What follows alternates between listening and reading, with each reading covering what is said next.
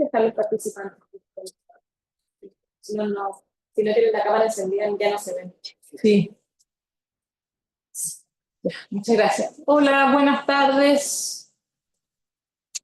Hola, ¿me escuchan? Sí, buenas tardes. Entonces, tenemos a... No, Gladys no, pero acá Alexandra está aquí, Pilar está acá, Bárbara... es que yo no alcanzo a leer qué es lo que los niños hacen. Bárbara, no, Bárbara no. Constanza está ahí, Verónica Vázquez, ¿sí? Luis. También. Acá, muy buenas tardes. Ya. Los Rodrigos no están, ¿no? No. ¿Y Moana? ¿Sí, Joaquín? Moana sí está. Ya. Ya, tenemos quórum, muchas gracias. Tenemos dos temas hoy día. Tenemos que aprobar acta primero. Acta de la sesión del 5 de mayo. ¿Comentarios? ¿Dudas? ¿Preguntas? ¿No? Ya, la damos por aprobada entonces. Muchas gracias. Ya, tenemos que, ya les habíamos avisado, ¿verdad? Que este es el año de los reglamentos del SBAP, así que vamos a empezar con el de Sistema de Certificación de Biodiversidad y Servicio Ecosistémico. Y después vemos algo de cambio climático. Entonces, ¿María empezar? ¿está ahí la PPT abierta? No. ¿No? Entonces está en el...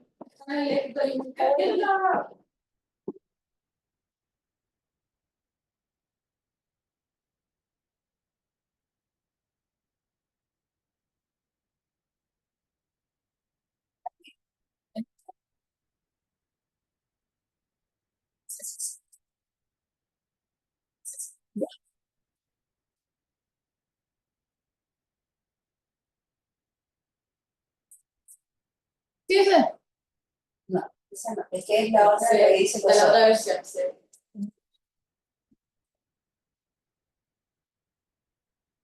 Esa misma, esa. No sé si... Ahí sí. Claras.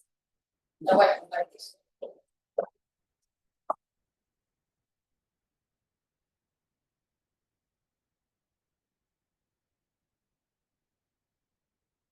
No, estaba ya en presentación.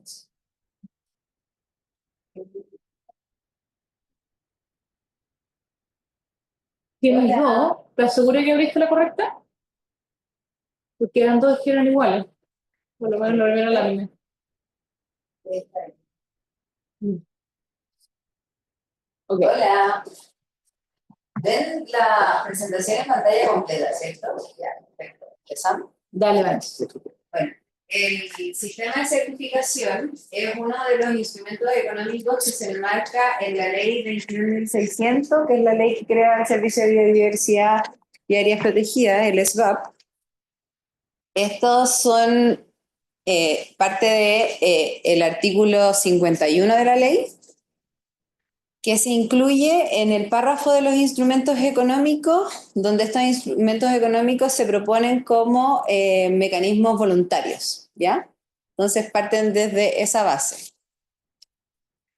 Para guiar esta presentación, primero vamos a comenzar haciendo como una introducción de la remisión reglamentaria, que es lo que dice la ley respecto a lo que tiene que reglamentarse en este sistema de certificación, y después la estructura del anteproyecto y cómo se fue definiendo en función a los sistemas de certificación que operan a nivel internacional y nacional. Bueno, primero,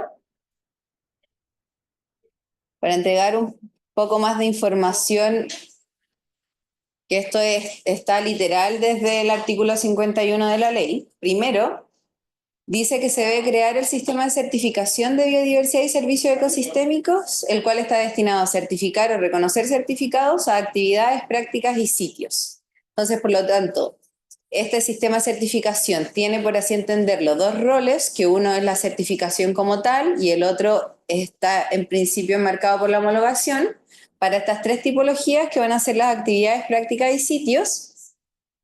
donde el objetivo es determinar si es que hay una contribución a través de estos proyectos en la conservación de la biodiversidad o en la mantención o recuperación de los servicios ecosistémicos. Luego, la ley nos dice que este sistema tiene que ser administrado por el servicio, que es el SVAP, y que se va a regir por el reglamento que ahora estamos presentándolo como anteproyecto, que fue dictado y elaborado por el Ministerio de Medio Ambiente. Este reglamento tiene que regular el ámbito de aplicación del sistema de certificación, los procedimientos y los requisitos para constituirse como entidad certificadora. Son esas tres aristas las que se van a reglamentar. Como tercero nos dice que, entendiéndolo como una certificación de carácter voluntario, se podrán solicitar a través de personas naturales o jurídicas y ya sea a nivel individual o colectivo. Y por lo tanto, la certificación podrá implicar obligaciones de hacer o no hacer, cuyo incumplimiento provocará la pérdida de la certificación.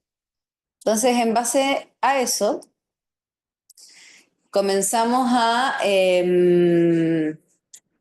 entenderlo desde el SVAP y cómo el servicio va a administrar este sistema de certificación, cuáles van a ser los lineamientos estratégicos que deberían guiar este sistema de certificación. ¿Ya? Entonces,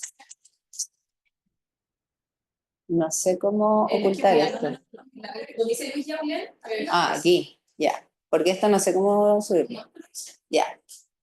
Entonces, parte de los lineamientos es primero que tenga un acceso amplio a usuarios, es decir, que pueda incluir a distintos tipos de actores, tanto públicos y privados, a distintos tamaños también y evitando barreras de acceso. Lo segundo es permitir la movilización de financiamiento. Como esto es un instrumento económico, lo que busca es atraer recursos hacia la conservación y a los servicios ecosistémicos, abordando las brechas de financiamiento que existen actualmente. También se entiende que la promoción es parte activa de los lineamientos, es decir, que el servicio debería tener la capacidad de estimular la participación para quienes ofrezcan o para quienes demanden estos proyectos de conservación que se van a querer certificar y entrar al sistema. Y como cuarto, la credibilidad. Al ser un sistema de certificación, los resultados de este proceso deben ser verificables, por lo tanto se tienen que entregar mecanismos que permitan la confianza y evitar el mal uso de este sistema de certificación. En base a eso, también se buscan qué tipo de sistemas son los que se quieren entregar cierta similitud al sistema de certificación de biodiversidad y servicio ecosistémico por parte del SVAP. ¿Ya? Entonces, entendiendo eso, se estructura el anteproyecto en base a 8 títulos, donde lo que hicimos fue, primero, que esto quizás es como más remisión reglamentaria, pero se entrega el objeto y las definiciones que van a guiar el reglamento, así como la administración, los procedimientos de administración y las atribuciones que va a tener el servicio, el SVAP. Luego se abordan los criterios, tanto generales como las condiciones habilitantes para obtener la obtención de una certificación. Luego se siguen por los certificados como tal, qué es lo que va a significar. Se entiende que va a requerir cierta gradualidad dentro de este sistema, por lo tanto se entregan niveles de certificación, se definen qué es lo que va a significar los sellos y la unidad de gestión de biodiversidad, que lo vamos a ver un poco más adelante, y también es parte importante los programas y las metodologías que deben guiar el sistema, tanto a través de la validación de programas de certificación como la elaboración de metodologías por parte del SVAP. Luego en el anteproyecto también se entregan los procedimientos de la certificación, los procedimientos que van enfocados al otorgamiento de certificados, al reconocimiento de certificados, que esto es parte de la homologación. Cuando implique renovación o cancelación o pérdida también se regula. Y para las entidades certificadoras se establecen cuáles van a ser los requisitos de la Constitución, su inhabilidad y conflictos de interés, se establece la supervigilancia por parte del SVAP para la operación de todo el sistema. También se regula el registro y el acceso a la información, o sea, va a haber un registro público de parte de este sistema con el contenido y la información de los procedimientos que se lleven a cabo. Y también los efectos de la certificación, o sea, cuáles van a ser los usos permitidos de este certificado, los deberes del titular, que obtenga este certificado y también la utilización a través de la acreditación de requisitos ambientales. Ya para comprender cómo se estructura y cómo opera el sistema de certificación, lo que es importante quizás desde un inicio es entender cómo se mueve la oferta y la demanda de la contribución de servicio ecosistémico. Entonces, se entiende que este va a ser un sistema voluntario, por lo tanto tenemos que tener muy a la vista desde dónde van a salir los proyectos que requieran reconocer sus contribuciones a la biodiversidad y de dónde va a estar la demanda que promueva esta generación de proyectos. Entonces, una vez entendido esta oferta y esta demanda, se genera este intermedio que son las contribuciones a la biodiversidad que deben ser medibles y verificables. Parte de la oferta que se distinguió en un inicio para la operativización de este sistema, primero, como dijimos en un principio, acá el acceso a la certificación debe ser amplio, entonces se van a considerar el mundo privado, el sector privado, tanto desde los pequeños hasta los grandes, también se podrían considerar las ONG, las entidades públicas, las comunidades, entendiéndolo como... Entidades públicas podría, por ejemplo, ser una municipalidad. De ese espectro. Las comunidades podría ser un comité que esté como organizado y que pueda permitir, o sea, solicitar la certificación. Ya, entonces entendiendo la oferta, también tenemos que salir a buscar cómo se va a estructurar la demanda dentro de este sistema y se separa la demanda en dos categorías. Primero está la que pueden integrar dentro de su cadena de valor estas contribuciones a la biodiversidad, por ejemplo, dentro de una ONG que quiera hacer, o una entidad pública que quiera decir que está contribuyendo a la biodiversidad de una forma medible y verificable, que lo está haciendo como por salir a buscar un aumento del valor del producto, poder entrar a mercados que sean más exigentes o simplemente la diferenciación o el claim de que se reconozca que se está haciendo una contribución. Y por fuera de la cadena de valor es cuando no necesariamente yo soy dueño, por así decirlo, de la contribución que estoy generando, pero sí podría salir a buscar proyectos que ya tengan contribuciones que están certificadas y que yo quiera financiarlas. Entonces, en base a eso, se define el sistema de certificación para estas tres tipologías, que es lo que se determina por ley en el artículo 51. Entonces, primero es necesario definir qué se van a entender por actividades, qué se va a entender por prácticas y qué se va a entender por sitios. Una vez definido eso, se van a poder obtener los certificados mediante programas y metodologías que permitan medir y verificar esta contribución. Entonces, entendiendo desde dónde viene la demanda, para los que están directamente relacionados a la cadena de valor, la demanda puede estar más direccionada a la obtención de sellos, es decir, por ejemplo, los sellos de prácticas sostenibles o los sellos de actividades económicas que también tengan contribuciones a la biodiversidad, puede estar relacionado al turismo, por ejemplo. Lo que está por fuera de la cadena de valor, como sabemos que necesitan ciertas transacciones, se destinan las UGB, que se le llama la Unidad de Gestión de Biodiversidad, que son certificados que están relacionados a los sitios y que se pueden transar. Con ese mapa o con esa estructura del sistema de certificación, se definen los procedimientos de este sistema, tanto para el otorgamiento como para el reconocimiento de certificado, y también los requisitos para las entidades certificadoras que van a interactuar en este sistema de certificación. Y también siempre entendiéndolo que va a tener un ingreso voluntario, porque es un instrumento económico en el marco de la ley SBAP, que se define así desde un inicio. Entonces, parte de las definiciones importantes que tiene este reglamento es qué es lo que se va a entender por estas tres tipologías de proyectos que pueden entrar a certificarse.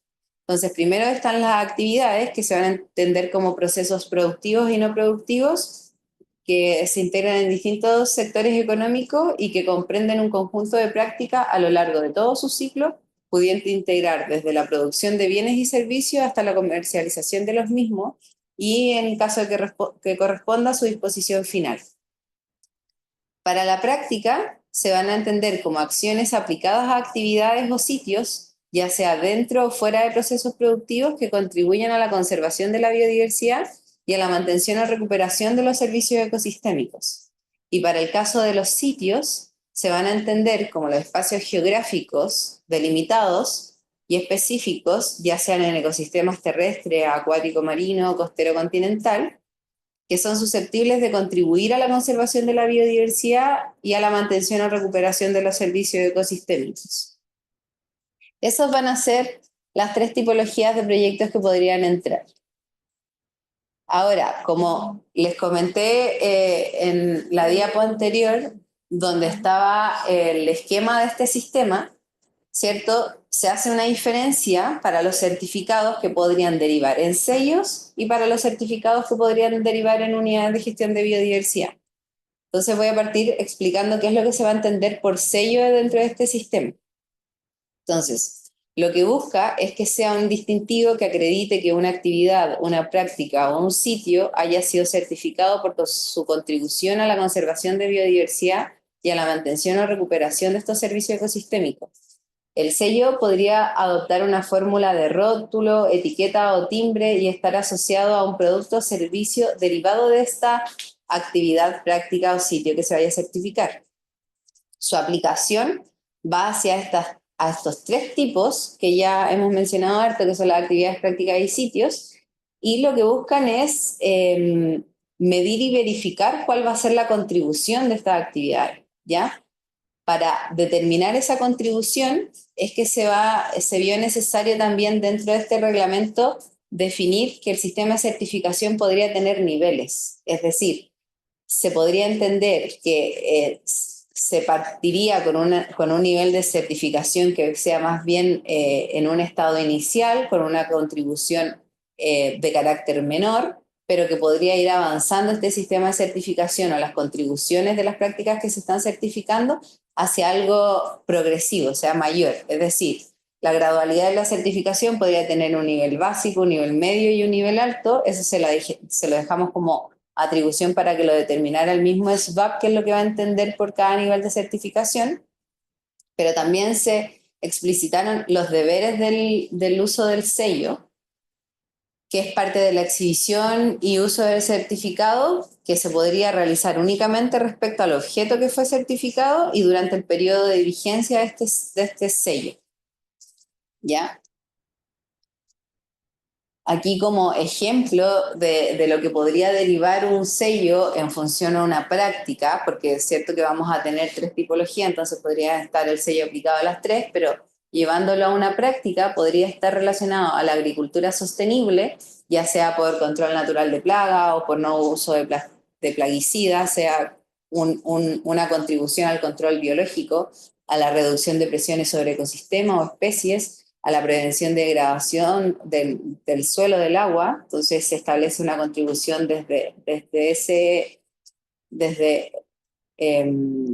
una contribución desde ese componente de biodiversidad del servicio ecosistémico. El solicitante podría ser ya sea un pequeño o mediano productor, y la búsqueda de este certificado podría ser en el nivel 1, en el primer nivel de certificación, y a través de la demanda del sello, ya sea por acceso a mercado, por exportación de los productos, la diferenciación también dentro de este mismo sector económico, o por el valor que podría otorgarle al producto. Para el caso de las unidades de gestión de biodiversidad, aquí varía un poco en relación a lo que busca el sello dentro de este sistema. La UGB también es la representación de este certificado obtenido, pero lo que busca es cuantificar una contribución en la biodiversidad. Es una unidad que va a recaer sobre, a nivel geoespacial, o sea, tiene que estar delimitado a nivel basado en área, tiene que ser medible la contribución adicional, verificable y duradera para que pueda cuantificarse, y tiene que estar orientada a un mercado voluntario. Por las características de los certificados que se transaccionan en los sistemas de certificación de biodiversidad, que no solamente operan a nivel regional en Latinoamérica, sino que en otros sectores también, que son mercados propios dentro de países que tienen este tipo de sistema de certificación, la aplicación de esta unidad solo podría ser basada en sitio. Entonces, por lo tanto, quedaría, para el caso de la unidad de gestión de biodiversidad, quedaría fuera las actividades y las prácticas y solamente se enfocarían en los sitios. En este caso, los resultados que se buscan, a diferencia de los sellos, es que sean acciones adicionales y duraderas en términos de los componentes de la biodiversidad, y para que se puedan cuantificar, el mismo reglamento establece que se deben determinar cantidades de unidades. Es decir, que van a existir factores diferenciadores que permitan, por ejemplo, darle un valor a la vulnerabilidad del ecosistema, a la restauración o a la preservación de un área, a la conectividad ecológica, en caso de que este sitio sea certificado y que tuvo participación comunitaria, también se puede contabilizar. Entonces, por lo tanto, estos factores diferenciadores deberían permitir calcular cuál es la cantidad de unidades que este sitio podría transar en un mercado voluntario. Aquí la gradualidad, a diferencia de cómo se establecen los sellos, que los sellos van por niveles de contribución, aquí la gradualidad va por hitos de cumplimiento. Entonces se podrían generar liberación de unidades de estos certificados que siempre estén sujetos a la verificación de los hitos, ya sea por planificación o por resultados que sean previamente definidos en el proyecto, que permitan de cierta forma liberar estos certificados para que el dueño del proyecto pueda ir transándolo e ir generando flujo financiero para ir sosteniendo este tipo de proyectos. En este caso, el deber del SVAP, a diferencia del sello, deberá tener un registro de las unidades que se estén transando, asegurándose de que las unidades solamente se puedan transar solo una vez, y que este registro vaya siendo actualizado cada vez que se vayan o generando o cancelando unidades de gestión. Quiero un poco más rápido. Ya. Porque... Yo creo que me quedan 3 minutos. ¿Estamos bien? Ya, en este caso, las unidades de gestión de biodiversidad, como ejemplo, podría ser un humedal urbano que tenga acciones de preservación, que haya sido solicitada por una ONG, o un proyecto con un tiempo de vida de 20 años, y que los factores diferenciadores para el cálculo de las unidades puedan ser que el ecosistema esté amenazado, que haya habido participación ciudadana, que tenga conectividad ecológica, y por lo tanto se van generando unidades de gestión, y dependiendo de los hitos se van liberando estas unidades a través del sistema para que puedan ser transadas. Después, ya para ir cerrando, está cuál va dentro del reglamento, cuál va a ser el rol del SVAP, que principalmente es otorgar y reconocer los certificados que se vayan evaluando dentro del sistema, estandarizar y validar las metodologías de los programas de certificación externos que vayan a utilizarse dentro de este sistema, autorizar y supervigilar a las entidades certificadoras que tienen que verificar estas contribuciones, y administrar el registro del sistema de certificación. Entonces ahí también ya un poco, para que se entienda cuáles van a ser los criterios generales del sistema de certificación, tiene que ser trazable, tanto el seguimiento continuo de los proyectos, tiene que ser transparente el acceso a público de la información a través del registro, resguardar la integridad ecológica de los proyectos que se vayan a certificar, tener mecanismos de imparcialidad para las entidades certificadoras, verificar que los resultados sean comprobados mediante metodología, y la complementariedad a través de otros instrumentos de gestión ambiental. Yo creo que con eso está. Muchas gracias. ¿Se puede dejar de compartir para que abrir la palabra para preguntas, comentarios? Pilar. Ya, muchas gracias por la presentación. Compartir el micrófono. No, muchas gracias por la presentación. Yo vengo igual con hartas observaciones en virtud de que, primero, la primera observación y parte de los grandes éxitos, los vistos, los considerando, no está el acto administrativo completo sometido a consulta pública y la verdad es que le hemos dado hartas vueltas acá y también con otros abogados al respecto y nos parece que es importante, que, o sea, más que importante, es urgente que todo lo contemplen. De la presentación se entiende el sistema. El sistema, si bien ahora yo entiendo más o menos qué es lo que quieren hacer, en el documento del reglamento no se entiende. No está como, por así decirlo, como trasvasijado de la misma manera con ese objeto. En términos generales, acá hay una, como bien se partía la presentación, hay una delegación por parte de la ley, que es parte de la potestad reglamentaria, que le entrega al Ministerio del Medio Ambiente dictar cómo va a funcionar este sistema de certificaciones administrado por el SBAP, ¿ya? Por lo cual, pero no hay una delegación, una subdelegación, por así decirlo, para efecto de dejar materias a criterio del SBAP. No sé si se entiende. Hay varias materias que quedan ahí, como está estructurada la potestad reglamentaria en nuestro ordenamiento jurídico, no da ese espacio. Por ejemplo, ahí me voy a referir a algunas de ellas. Por eso también como que entiendo que esto es súper difícil de hacer. Me parece un desafío súper grande y me parece, por eso mismo dije, oye, esto no se entendió, como acá, pero porque es un ejercicio no sencillo. También se señala de que, como en una de las láminas, que la ley establece que tienen que fijar criterios. La ley no dice criterios. No ocupa esa palabra en el artículo 51. Esa palabra está aquí. Como los criterios del sistema. Sí, que yo entiendo para qué sirven, claro, pero no es algo que establezca la ley. El lineamiento. Para guiar cómo va a funcionar el sistema. No, yo entiendo lo que quieren decir, pero una cosa es lo que dice la ley y otra cosa es lo que se quiere, como para que también quede como un poco más asentado. En términos de definiciones, en el artículo 2, la metodología, ¿Ya? ahí como que me quiero referir un poco a uno que es un conjunto de criterios, procedimientos o protocolos establecidos en documentos técnicos. Eso no puede ser en documentos técnicos. ¿Dónde están esos documentos técnicos? Tiene que haber un acto administrativo. Y acá lo que se hace en el reglamento es que en cuanto a la elaboración de metodologías, se establece de manera facultativa al servicio, podrá elaborar metodologías, pero para el plan de certificación se establece la metodología aplicable previamente validada por el servicio. Es como, claro, es un requisito para poder tenerla, por lo cual ahí como que les sugiero que puedan revisar ahí el artículo 11 en relación al artículo 15. También también en el mismo plan de certificación se establecen antecedentes requeridos de acuerdo a la metodología aplicable.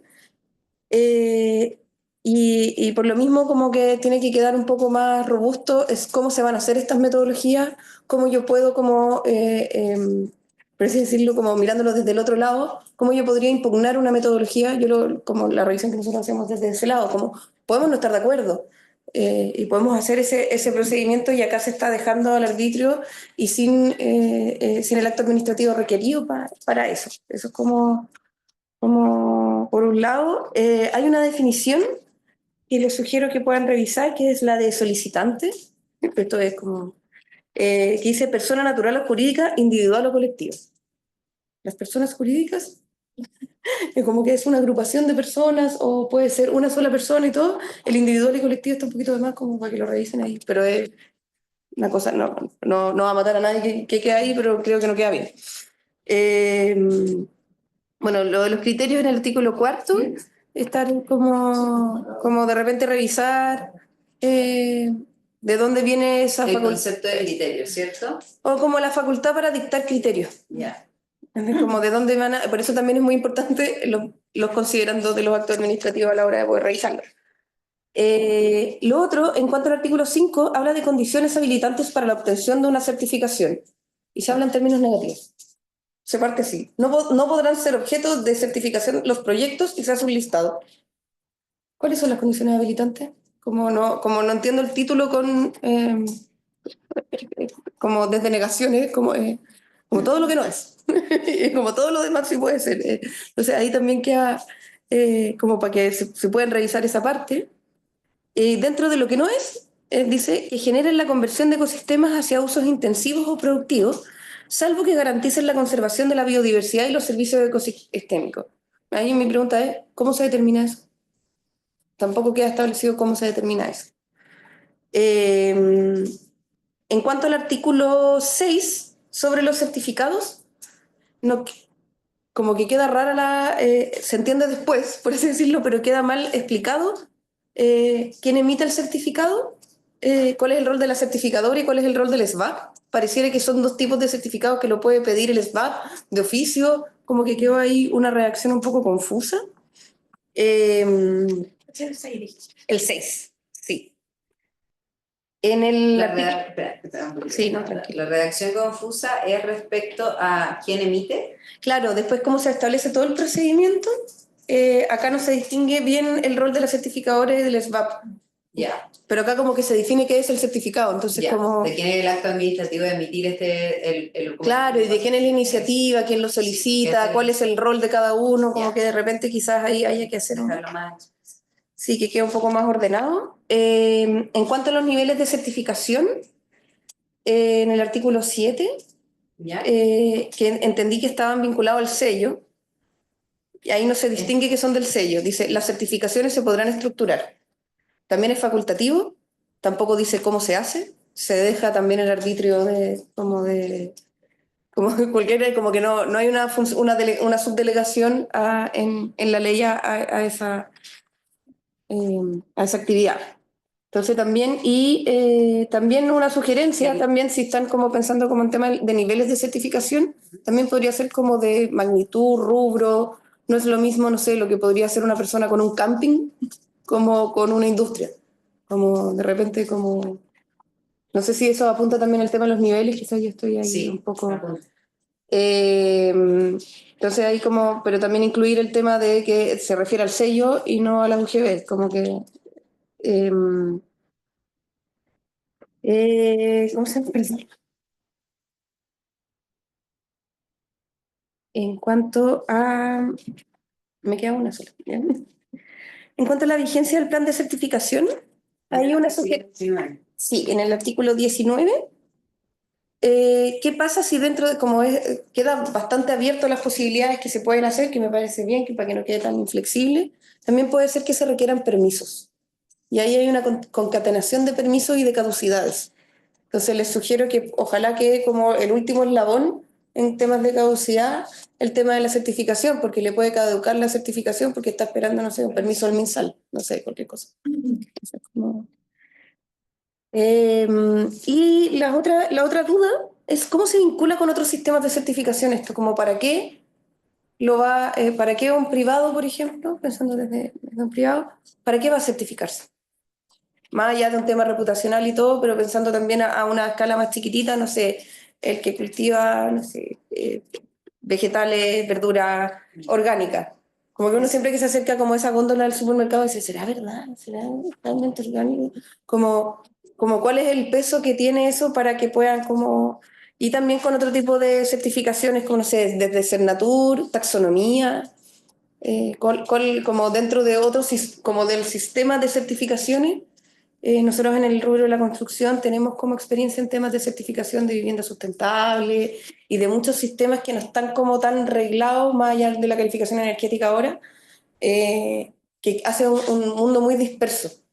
Entonces también ahí como, y yo me imagino que acá adentro también tienen sus opiniones diversas respecto a los sistemas de certificación. ¿Desde la promoción? Es que era como desde el cuadrito que mostraste al final, ¿Ya? desde la oferta y la demanda de estas certificaciones, como también pensándolo como en una reflexión de carácter un poco más general, como es algo como que probablemente un empresario se diga, ¿y para qué voy a hacer esto? Si ya tengo que hacer compromisos voluntarios en el CDA, ya tengo que hacer como... Como que qué incentivos le daría al sistema que sean nuevos para que entre dentro. Exacto. Y que pueda, que igual lo dijiste en la presentación, como que pueda tener un multiuso, por así decirlo, como que me sirva para ir a otra entidad.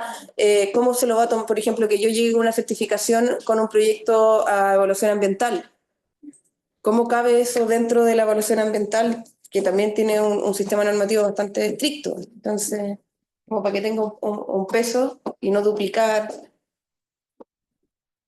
Eso, perdón la extensión. Gracias, Pilar. No sé si hay alguna otra pregunta, consulta, sugerencias. Carlos. Sí, gracias, ministra.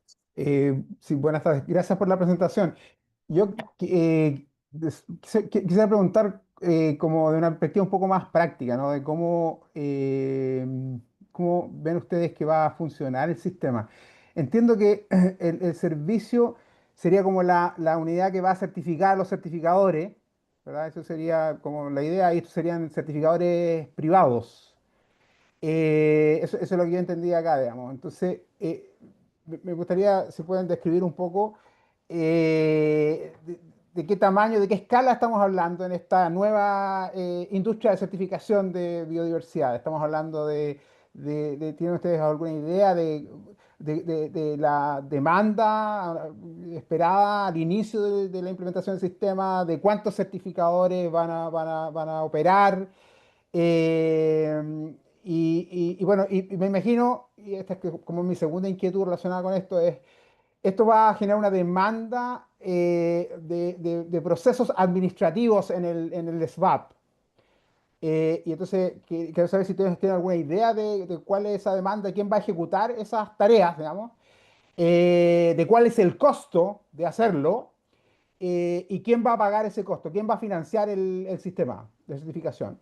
Y si aquí están considerados que las certificadoras van a operar cobrándole a quienes demandan certificación, si va a haber un control de precio, si el precio es un precio de mercado, las certificadoras van a competir sobre esto. En fin, me gustaría entender cómo va a funcionar, digamos. En los sistemas de certificación típicamente hay uno de los problemas, por lo menos que yo he escuchado en ciertas áreas, digamos, es que es costosa, digamos, y entonces se requiere una escala muy grande a veces para que tenga sentido, digamos, ¿no? Hacer la certificación. Me gustaría saber cómo ven eso ustedes, sobre todo cuando se mencionó ahí en la pasada de la presentación de que habían la idea de que podían haber distintas unidades de distintos tamaños, desde pequeños productores hasta municipalidades, por ejemplo, o quizás empresas. Entonces, me gustaría saber cómo va a funcionar eso. Y luego mi última inquietud tiene que ver con, entiendo que la vigencia está definida en el reglamento, si recuerdo bien mi lectura, es un periodo, son 5 años o algo así, la vigencia de los certificados, o de algunos certificados. ¿Qué ocurre en el lapso en que alguien obtiene un certificado respecto de los compromisos que se establecieron al momento de otorgar el certificado desde el punto de vista de conservación o de mejorar el servicio ecosistémico, en fin? ¿Va a haber algún control de la unidad que certifica la certificadora? ¿Las certificadoras regresan en ese periodo? ¿Hay inspecciones aleatorias a los certificados? En fin, quisiera saber cómo se va a hacer el control de los certificados dentro del periodo de vigencia de los certificados. Eso. Gracias. Gracias. No sé si hay alguna otra pregunta, comentario. ¿No? Ok. Ya, se pueden Vamos empezar con a responder. la respuesta. Ujú. Bueno, ahí lo que dijo Pilar, tomé nota de casi, espero todo lo que nos comentaste, lo vamos a revisar. Y respecto a lo que decía Carlos, en el artículo 51, la misma ley menciona las entidades certificadoras, pero el objetivo y la función de las entidades certificadoras es verificar el cumplimiento, evaluar el plan de proyecto, verificar el cumplimiento. El rol del SBAP es emitir el certificado. Entonces, quien siempre va a quedar con el acto administrativo de la emisión del certificado va a ser el SBAP. Los procedimientos intermedios van a estar por parte de las entidades certificadoras, que son terceros, que se van a tener que ir acreditando según los criterios que se establezcan dentro del reglamento y lo que va según el procedimiento del SBAP para este sistema. Ahora, siempre va a haber una supervigilancia por parte del servicio para estas mismas entidades certificadoras, y eso también se establece en el reglamento. si es que hay un proyecto que se certificó, por ejemplo, por 5 años, ese plan de proyecto tiene que tener, según la metodología, que ahí también una de las dudas que tenía Pilar, estas metodologías tienen que ser previamente validadas o que, elaboradas por el SBAP para que se comiencen a certificar proyectos. Entonces, estos hitos de verificación tienen que estar en el intermedio del plan de certificación para que la entidad certificadora pueda ir y verificar el cumplimiento de esto. Ahora, eso sin perjuicio que el SBAP siempre va a poder ir y hacer supervigilancia tanto de la entidad certificadora como de los proyectos, que, para que estén en correcto, ahí están dentro de las funciones. Por la carga administrativa que va a tener el sistema de certificación, se entiende que el SBAP no va a llevar el flujo intermedio del proceso de certificación, por lo tanto, la misma ley crea estas entidades certificadoras que son terceros, pero el dueño de los procedimientos y al final de la emisión del certificado siempre va a ser el mismo servicio, ¿ya?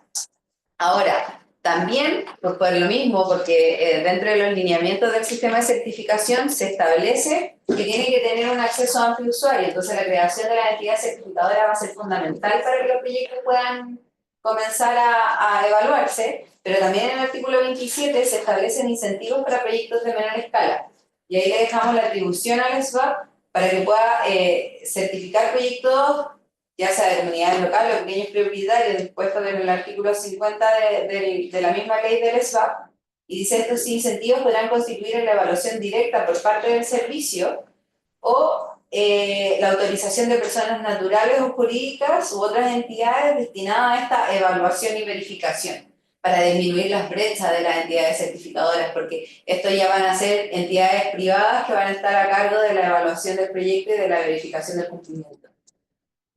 Eso no sé si que me queda otra duda por responder.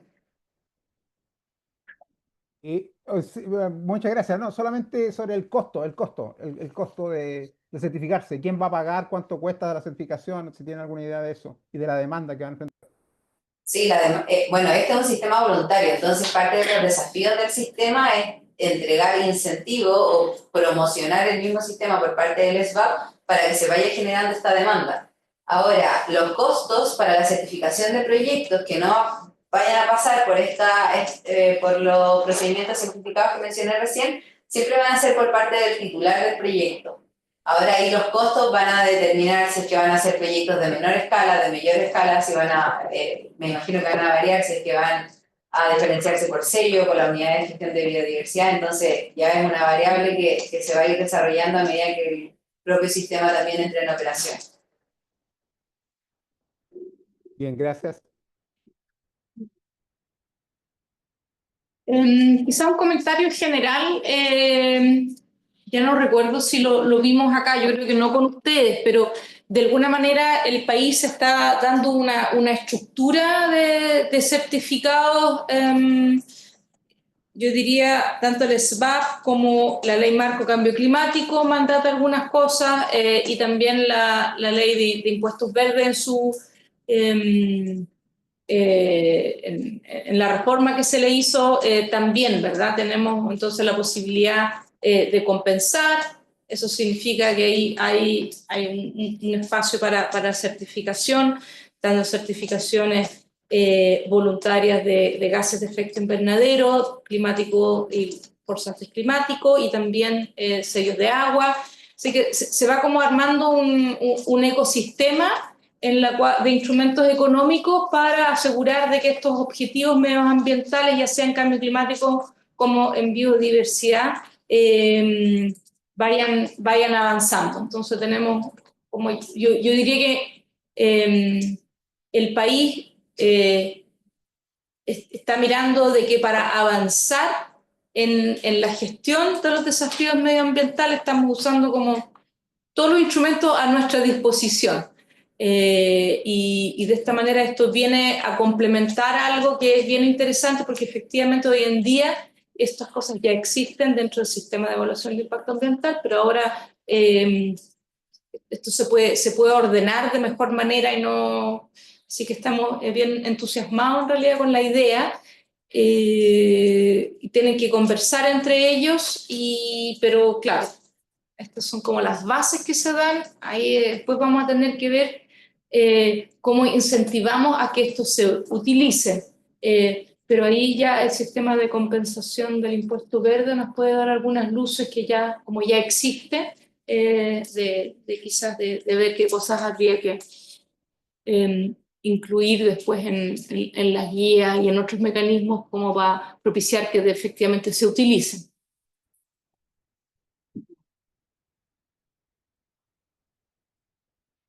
No sé si hay alguna otra pregunta, consulta. Bueno, ustedes saben, siempre están bienvenidos sus comentarios también formalmente.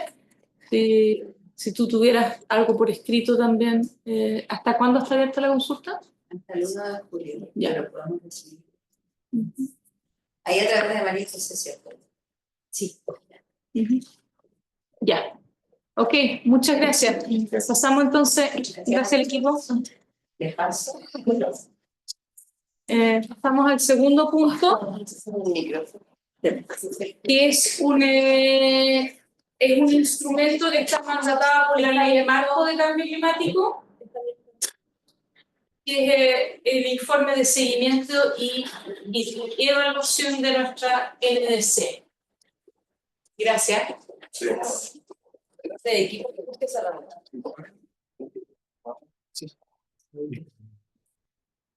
¿Está compartiendo pantalla? No, pero tenés que cerrar la parte que dice equipos al lado. ¿Está mi nombre? Ese tenés que cerrar. Y tú tienes que compartir pantalla. Bien. No, es en el Zoom. Awesome. Bien. Perfecto.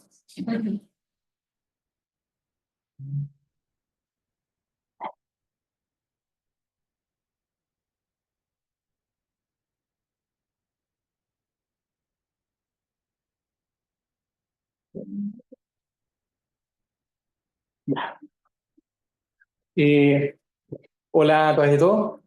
Acá estamos para hablar desde otra parte de la contribución determinada a nivel nacional, que es el informe de seguimiento y evaluación de la ANS vigente, que evalúa el periodo 2020-2024. El contexto en que esto se hace es que la Ley Marco de Cambio Climático mandata que nuestra contribución determinada a nivel nacional tenga un seguimiento a través de un informe de seguimiento y una evaluación. El primero tiene un espíritu de hacerse anualmente, que está un poco, se crea una vez que se constituyen los reglamentos del Ministerio asociado a la Ley Marco de Cambio Climático, y busca ver cómo vamos en términos del avance del cumplimiento de estos compromisos y eventualmente identificar si hay que hacer planes de cumplimiento en caso de que estuviéramos desviados de la trayectoria. Por otro lado, cada vez que se actualiza la ANS se tiene que hacer un informe de evaluación del instrumento.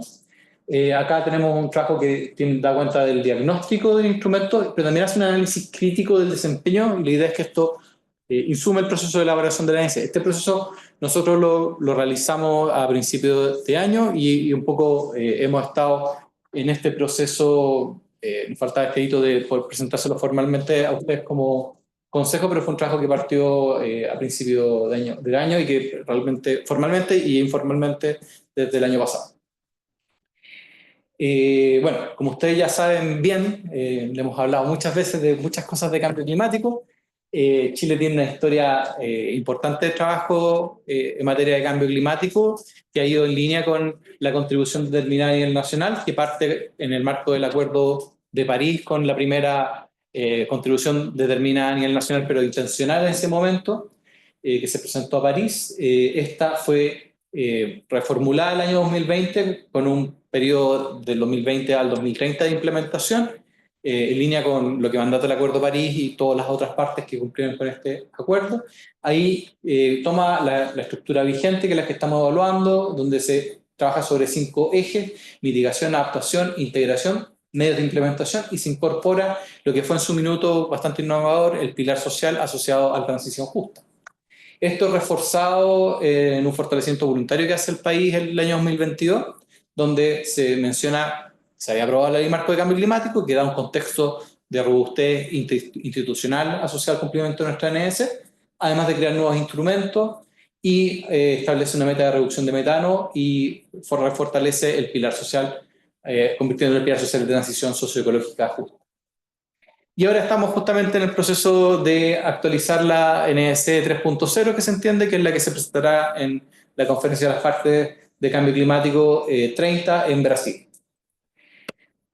Un poco por claridad, la metodología que se está utilizando para evaluar el progreso de estos compromisos que tenemos en el marco de la ANC 2020 es el mismo que se utilizó para el reporte de Acción Nacional de Cambio Climático, que tiene las siguientes características, donde tenemos cumplido cuando la actividad ya se encuentra ejecutada, en proceso cuando la actividad está en desarrollo, es decir, aún no se ha cumplido el deadline de la actividad. Por ejemplo, se hay una meta que es al 2025, estamos aún, por ejemplo, en este caso estamos hablando todo el 2024, obviamente aún no está en proceso, pero hay que además que acreditar que hay alguna gestión que esté dando cuenta de que estamos avanzando en línea para cumplir con este compromiso. No informado es porque alguna institución que es responsable de esa contribución no ha reportado la información dentro de los plazos, y pendientes cuando algo no se está cumpliendo. Esto es independiente del plazo, o sea, nosotros no creamos una categoría que diga incumplido porque la idea no es como que pasó la fecha, quedamos libres de tener que hacer la actividad. Se dice que está pendiente porque se tiene que regularizar la situación a la mayor brevedad posible. Con estos indicadores hemos medido un poco el proceso. Hoy tenemos un 32% de las 61 contribuciones que están cumplidas, que ya han logrado con verificadores avanzar de manera definitiva en cumplir lo que estaba comprometido. Hay un 55% que está en proceso. Esto es normal porque la NDC del periodo 2020-2030, entonces obviamente estamos midiendo hasta el 2024, entonces quedan al menos 6 años de implementación. Por eso es normal que haya mucho que está en proceso, pero sí hay un 13% que está no informado, que sí da cuenta de una brecha de transparencia, que básicamente otros servicios no nos reportaron dentro de plazo si habían cumplido o no las contribuciones o si están dentro del plazo.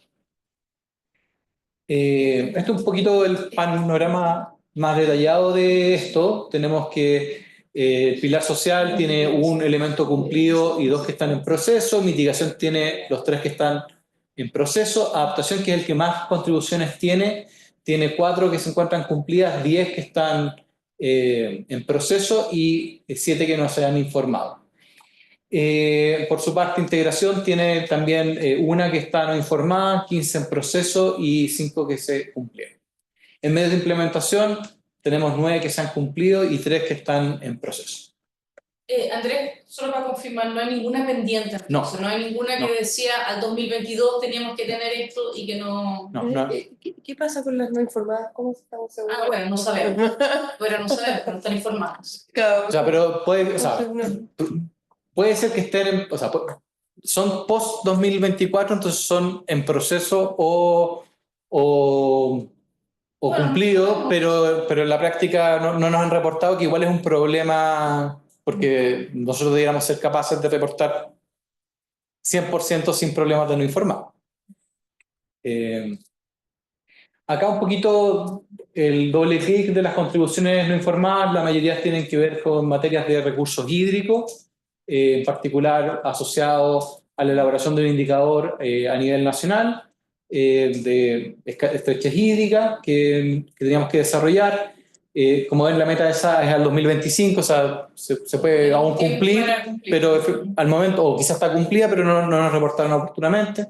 Luego tenemos las metas asociadas a los planes estratégicos de Cuenca, el 2030, la fiscalización de los sistemas sanitarios y también la gestión de riesgo de desastre para el sistema sanitario. Acá también, dando continuidad a eso, las metas de la Agenda 2030 del sector sanitario, los proyectos de infraestructura de obras públicas tienen que considerar el cambio climático en su implementación asociado a la población del territorio, y también tenemos reducción de pérdida de agua por concepto de volumen no facturado, también que es una meta del 2030. Y en particular hay una meta que es de reducción de la degradación que tenía que reportar CONAF, que es al 2030, pero que tampoco se ha reportado el progreso. Acá destacar algunos avances que se han realizado. Tenemos la publicación de la estrategia de transición justa para el sector energía, que era parte del pilar social original. En materia Chile elaboró su estrategia climática a largo plazo del 2021, que está reconocida por la Ley Marco de Cambio Climático. Sacamos el Atlas de Riesgos Climáticos del ARCLIM, creamos la hoja de ruta de economía circular para el 2040, la Estrategia Nacional de Residuos Orgánicos de Chile al 2040.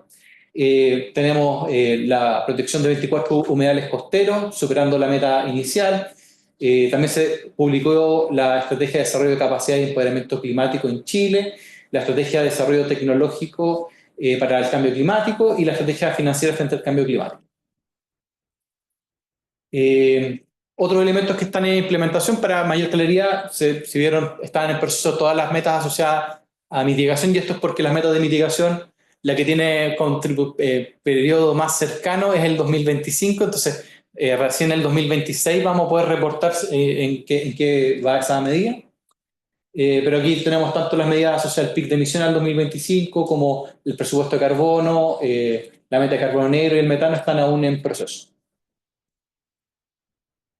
Existen desafíos, esto ya un poco el trabajo más crítico, tanto de ver lo que se reportó como lo que se trabajó a propósito del informe bienal de transparencia que se se presentó a la Convención Marco de las Naciones Unidas. Tenemos aún un desafío en materia de las metas asociadas a manejo sustentable y forestación de bosques, donde se ha ido más lento de lo esperado para poder cumplir. La identificación de turberas y el desarrollo de métricas para la elaboración de UTCUS también es una acción que aún está en curso. Y en cuanto a océanos, la implementación efectiva de los planes de manejo en áreas marinas protegidas sigue en proceso. Estos son elementos que nosotros vemos que aún existe un retraso y por tanto se insumó la ANS en proceso de actualización porque ya esos elementos se tomaron en cuenta para mejorar los compromisos que están en el proyecto definitivo de NS 2025. Como les comentaba, tenemos un desafío importante en términos del reporte y evaluación. Acá tenemos los plazos que están establecidos por la Ley Marco de Cambio Climático.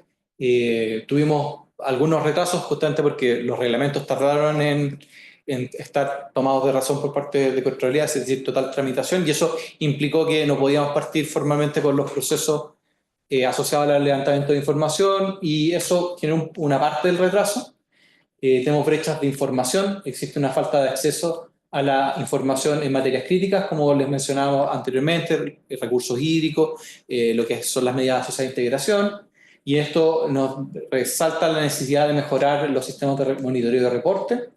Y tenemos también desafíos de coordinación interinstitucional, que hemos estado mejorando en este proceso, producto de la formalización del reglamento que establece cómo tiene que operar el equipo técnico interministerial de cambio climático y los comités regionales de cambio climático. Ha sido un proceso que nos ha ido permitiendo mejorar la conversación con los otros ministerios, pero esto es un instrumento complejo, tiene obligaciones de 17 ministerios, prácticamente 35 servicios. Es súper desafiante mantener una buena gestión de esto. Hemos ido mejorando, pero efectivamente aún tenemos brechas que tenemos que abordar. En ese sentido, como recomendaciones que salen de este reporte es fortalecer el sistema de monitoreo y reporte. Acá tenemos por ley la creación del Sistema Nacional de Acceso a la Información al Cambio Climático. El reglamento que establece cómo se tiene que elaborar ya está publicado y estamos en curso de las consultorías que van a modificar la plataforma que tenemos hoy para gestión de la información para poder tener un reporte más en línea de las contribuciones. Esperamos tener esto durante este año, pero el plazo legal es hasta el próximo año. Y en ese sentido también queremos mantener la coordinación intersectorial. Se han generado hartas capacidades en el proceso de implementación de todos los planes sectoriales, en el proceso de elaboración de la ANS. La idea es que este aprendizaje nos haya permitido construir las bases para que esto sea más eficiente para el próximo informe de seguimiento. Otras recomendaciones claves para el futuro: mayor participación y sensibilización. Es crucial incluir activamente a la ciudadanía y los actores no gubernamentales en la planificación y ejecución de las políticas climáticas. Esto ayuda para tener la legitimidad y también generar como un consenso de Estado sobre las políticas de acción climática. Y revisión y actualización de la estrategia. También es necesario adaptar los planes existentes basándose en las lecciones aprendidas y ajustar las metas según sea necesario para mejorar la efectividad y ambición de las acciones climáticas. Hay harto en los planes sectoriales que mejoró en términos de monitoreo, reporte y verificación. Eso es parte un poco del proceso que tenemos hoy pendiente de mejorar en la NS 2020, porque habían elementos que hay que mejorar en términos de claridad de los indicadores que lo estamos considerando para la NS 2025, pero tenemos el mismo desafío también asociado a otros instrumentos como la estrategia climática a largo plazo, que también cuando nos toque la actualización producto de la publicación de la NS vamos a tener que abordar. Y en ese sentido, importante resaltar lo importante de la ANC y el seguimiento que tenemos por parte de la ley de dar una transparencia y ir bien dando cuenta de cómo vamos avanzando. Chile sigue firmemente comprometido con el avance de la reducción de emisiones y avanzar en la resiliencia social al cambio climático, y estamos avanzando en ese sentido con nuestra ANC que da cuenta de un avance. Siguen habiendo un desafío importante hacia adelante. Pero es justamente lo que nos motiva de la ANC, que es un camino que es desafiante porque todos los países tienen que hacer el mayor esfuerzo posible para las metas globales, tanto en mitigación como en adaptación. En ese sentido, como un poco también el desafío de ir fomentando aún más la participación de distintos actores y el involucramiento, la estrategia de empoderamiento climático para que la ciudadanía también tome acción climática, el relacionamiento con el sector privado, con la academia, es importante para que estas políticas sean políticas de Estado y sean exitosas a su vez. Eso, ministra. Gracias, Andrés. ¿Puedes dejar de compartir para que... Damos las caras.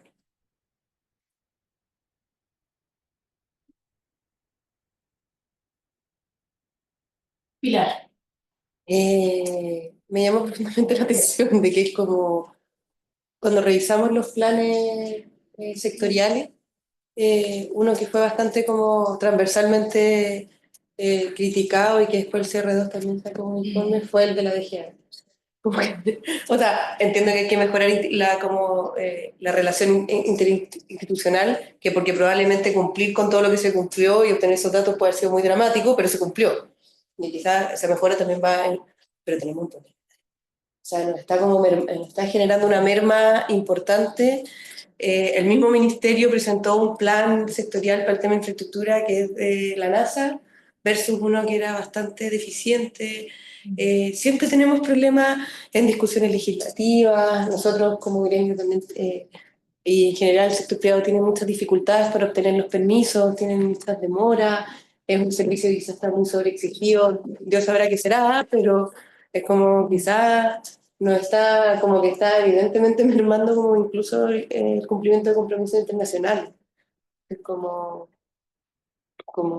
no sé, desconozco qué es lo que pasa en la interna y todo, es un servicio bastante complejo, pero, pero creo que también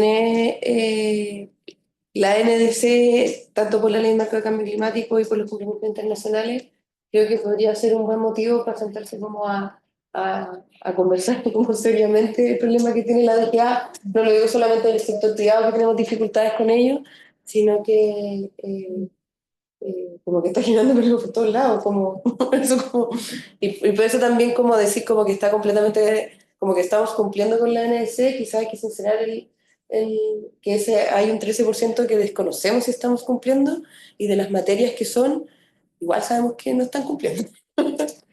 Están en proceso, porque en la práctica no, Sí. o sea, no son, o sea, no es una contribución que fuera 2022 y que no sabemos si se cumplió o no. Son cosas que son posteriores. Entonces, claro, puede que efectivamente... O sea, no, pues digo por los Claro. procesos en los que van, en estas participaciones, en los procesos de participación, uno más o menos ya va sabiendo en qué van eso, y por eso es como, pucha, No. yo creo que sería bueno sentarnos a hablar de ese 13%, y entiendo que hay que mostrar también lo bueno que se ha hecho, pero creo que ya ahora como de quitarse a hablar de ese problema. Eso.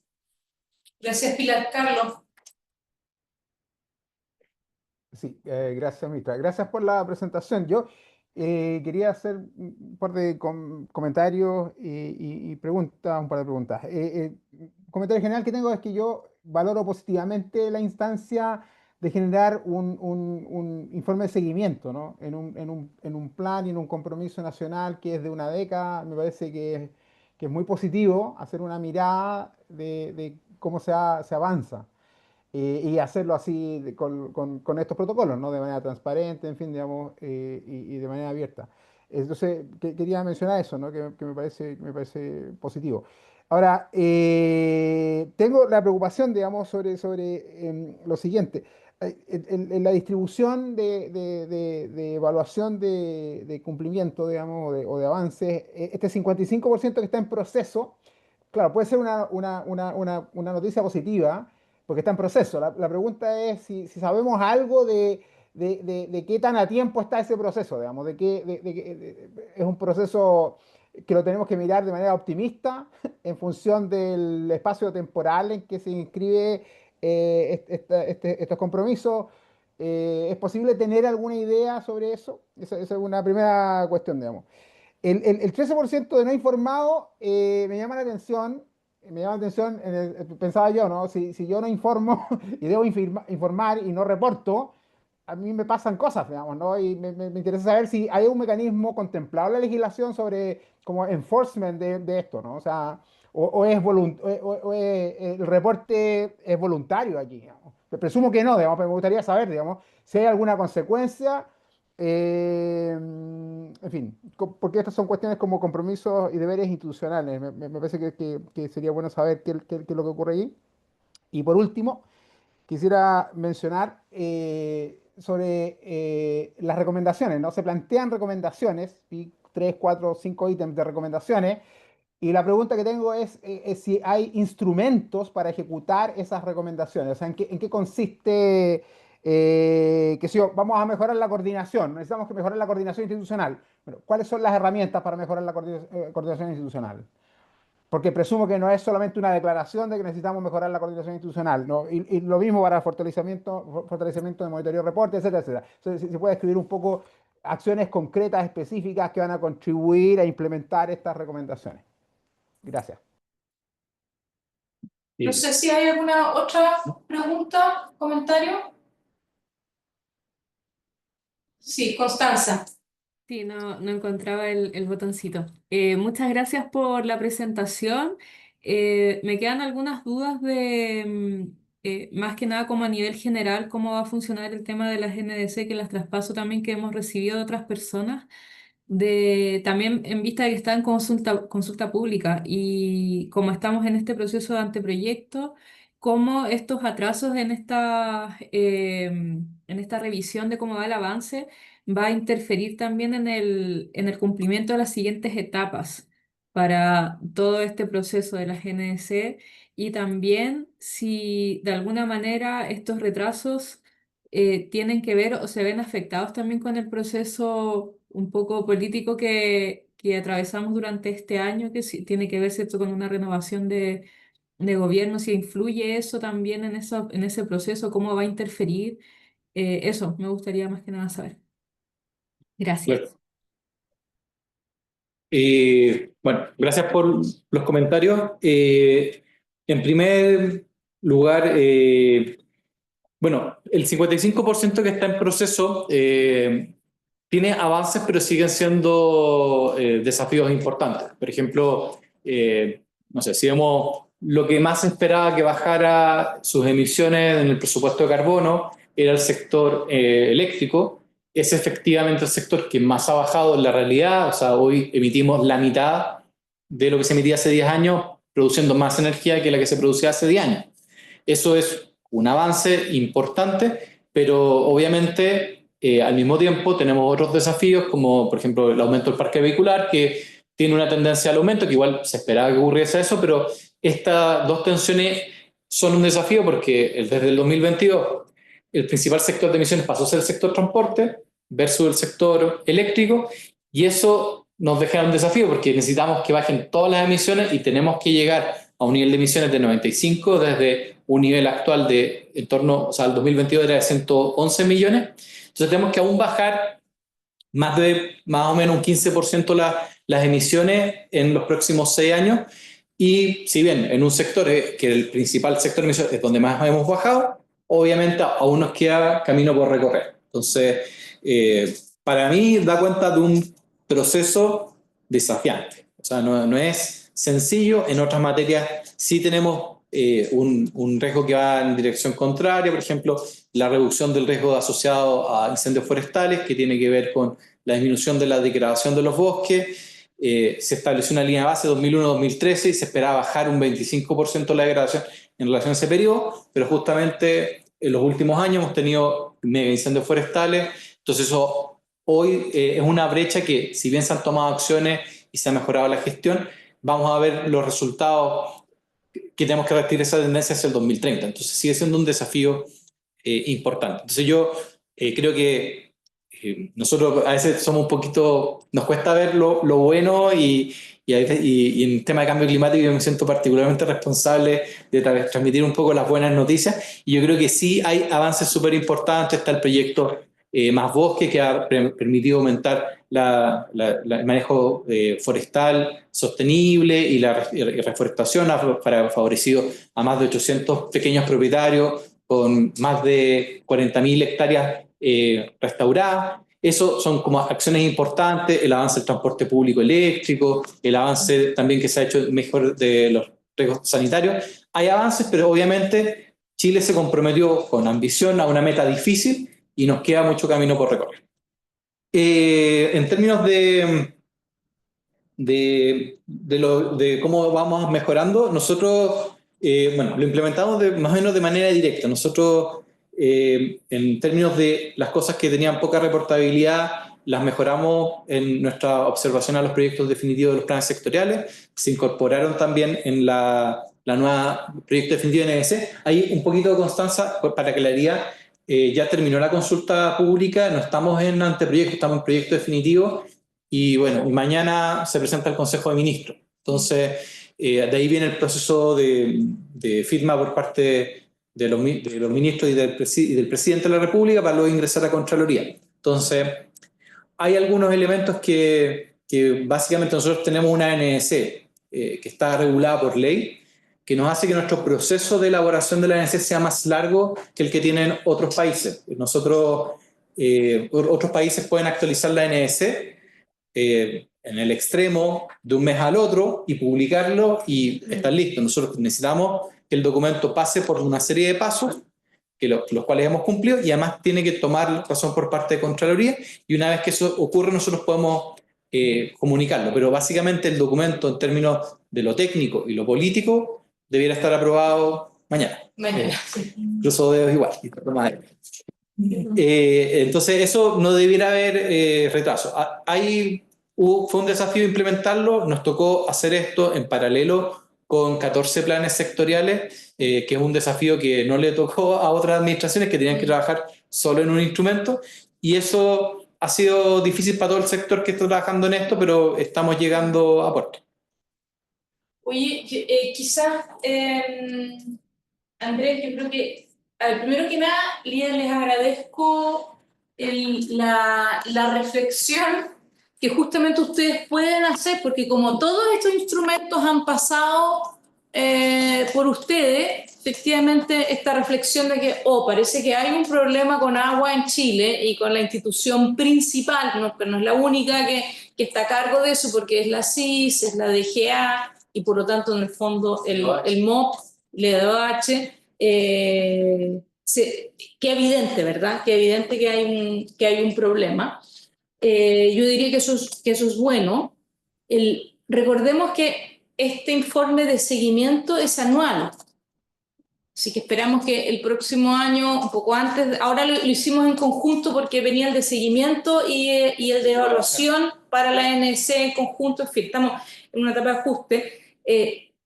Y anualmente uno igual tiende a recordarse, oye, pero a ver, esta cosa me la dijeron el año pasado y que no se ha movido nada. Es muy importante hacerle un seguimiento seguido para que realmente, claro, no lleguemos al año nuevo y nos dimos cuenta, hay un 10% de avance y no se llega al 100% en los 10 años que había que resolver esto. El seguimiento anual se presenta al COSOC y ¿a quién más? Tiene que solo al COSOC, porque, o sea, queda público, pero no tiene presentación al Congreso. ¿No tiene al Congreso? No, porque ese es el RANC, y el RANC es cada 2 años. ¿Y tampoco tiene al Comité Científico? Creo que no. ¿Seguro que no? Ve Ya, por confirmar. vamos a confirmar porque en la medida de que esto se haga más público, eso también ayuda a forzar, porque a ver, los subsecretarios sí tienen que pagar una multa si es que no hay avance en las medidas de la NDC, ¿no? No, ¿Y eso es anual o no, las sanciones, las se sanciones? me olvidó comentar. Las sanciones son las que establecen como el derecho administrativo. Entonces, la práctica, dependiendo, o sea, hay un incumplimiento, Contraloría podría auditarlo y hay una obligación de reporte por ley. Entonces, el incumplimiento de eso tiene Sí. sanciones Administrativas. administrativas que pueden ir hasta la determinación de un abandono de deberes. Entonces, hay sanciones que pueden afectar a La ley marco establecía también una serie Sí, de hay una sanciones no como hay- adicionales. Hay sanciones O sea, porque por adicionales, eso sí. también Pero acá al el deporte- tema para los municipios. Al deporte no hay una sanción explícita económica.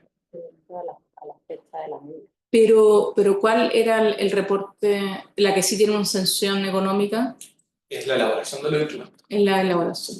Y por eso se corrió para los municipios, pues, como policía. Es la elaboración. Claro, es que es verdad que la elaboración obviamente es importante. O sea, si no hacen la elaboración, difícilmente pueden implementar y podemos hacer el seguimiento. Ya. No se promulga. Pero en el fondo yo diría que esta es una ley que tiene, por su complejidad, igual tiene está como asegurado de que le vamos a hacer seguimiento por varios lados y ustedes están sufriendo, de hecho, los múltiples claro, refuerzos que tiene la ley. Pero a mí me alegra de que ustedes mismos se hayan dado cuenta de algo que es más o menos evidente.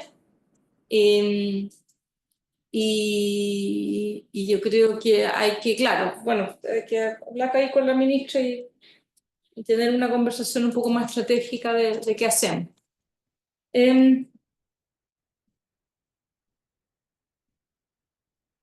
Ya, eso. Creo que estamos, ¿sí? Es la elaboración. Es la elaboración nomás. Sí. Ok, ya pues, muchas gracias y nos vemos pronto. El 7. El 7, ya. Sí. ¿El 7? El 7 de julio. Sí, 7 de julio. Tenemos 3 temas, de hecho. Reglamento SWAP. Tenemos reglamento SWAP, tenemos varias cositas. Ya. Sí. Y ahí les voy a ir enviando los Muy bien, oficios. muy bien. Muchas gracias. Listo. Gracias, que esté muy bien. Chao. Chao. Chau.